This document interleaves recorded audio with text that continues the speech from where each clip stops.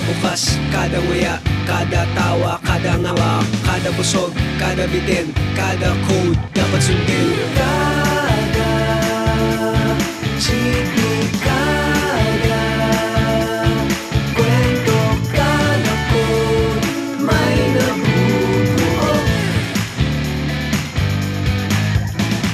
Kada sundo, kada hatid, kada chipog, hati kapatid, kada uso, kada forma, kada gimmick ng barkada, kada emo, kada GV, kada joke mo kahit corny. Kada